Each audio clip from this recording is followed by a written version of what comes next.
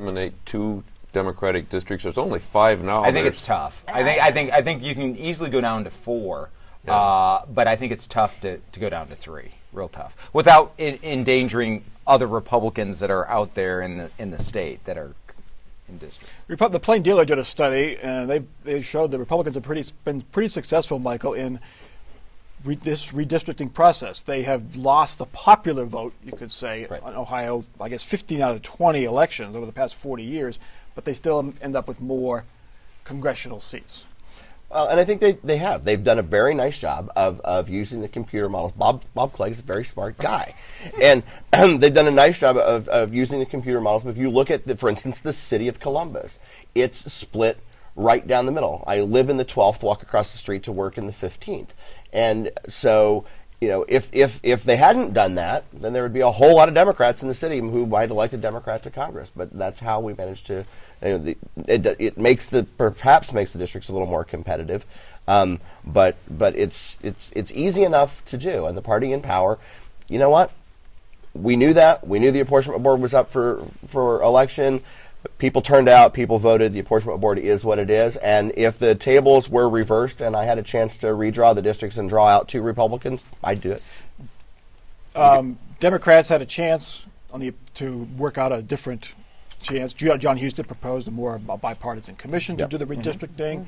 Democrats said, no, we'll take our chances. Now, they lost. Big. I don't think it was a very good idea for them to say no, but, what do I know about that stuff? So I think the Democrats thought they were going to keep the governor's office and the House, and they would have had a 2-to-1 advantage in congressional redistricting. Now they got nothing.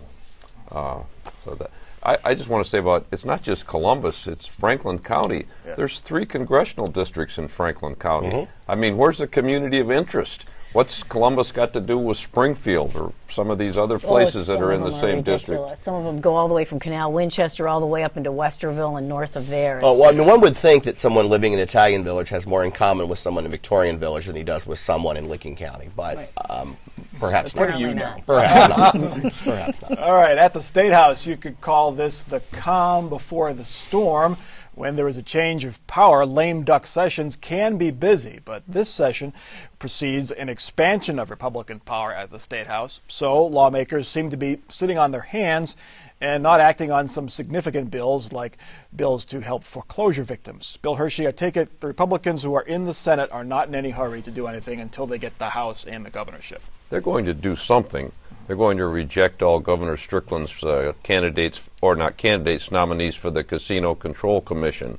But the window has closed on the House Democrats' agendas. Bills they've passed, such as foreclosure, help, the bill on civil rights for housing and employment for gays and lesbians, that's not going to be voted on. Even the text messaging ban that passed in the House, that's not going to be voted on. They're going to let Governor-elect Kasich have his way about things.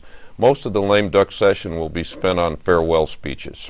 How unusual is this? In past lame duck sessions, we've criticized lawmakers for rushing things through. Well, I think when you have a change in party power in major ones like for governor and for the House of Representatives, this is kind of typical. I mean, we're not going to see a lot of lame duck activity, but like you said, a lot of times there's too much activity. They're taking care of things that they didn't want to do before the election, like pay raises and things like that, and it becomes a bad thing. So I'm not all that upset about the fact that they aren't going to do a lot. I don't remember. I think you're right in general, but this issue of the governor's appointees to different commissions and boards, there are a lot more than just that at stake. And at the outset of this kerfuffle over all of this, they were talking about all of them, just blowing off all of them. Now they're saying, "Oh, wait a minute, we'll bring some back." But there's no guarantee that it's just going to be limited to the gambling commission. I think all the major ones that really set policy, not that the other ones are inconsequential, but they're going to not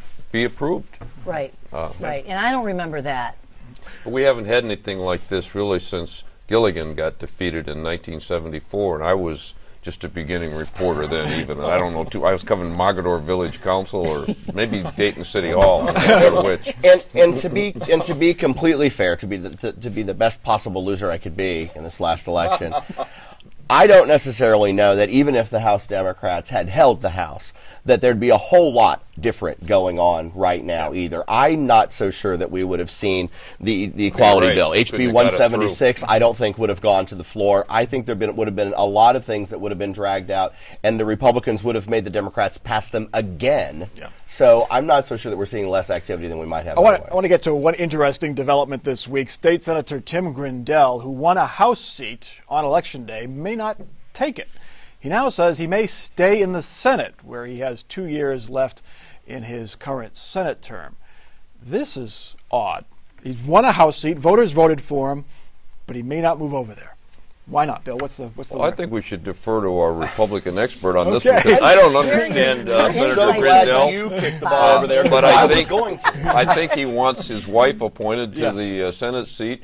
She's an appeals court judge, and let them do whatever they want. What do you think? I think the arrogance involved in this is breathtaking. I mean, when you have the will of the people electing you to an office and then you decide, no, I don't think I want to take that office after all.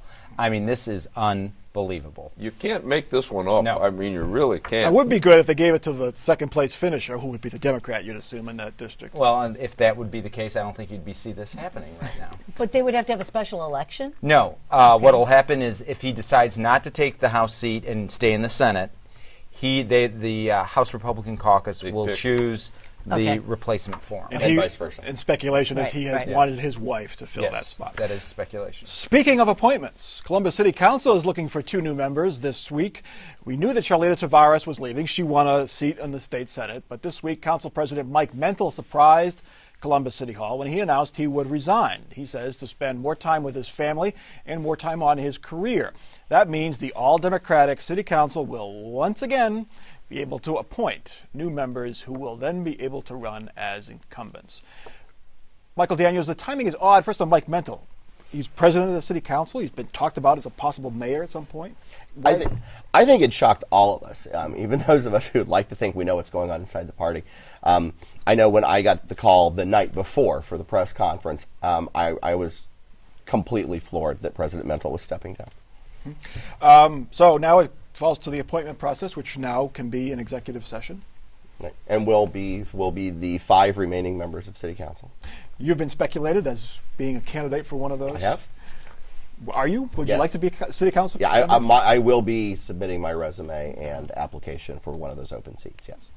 I think, good luck to you. But as a citizen of Columbus, I'm beginning to think I live in one of these city states where we have indirect election of city council members. It's kind of like the U.S. Senate used to be, where people are appointed. I mean, is that the way it's always been here? I'm bipartisan here. The arrogance of this is just unbelievable. I cannot believe that everybody on city council is appointed.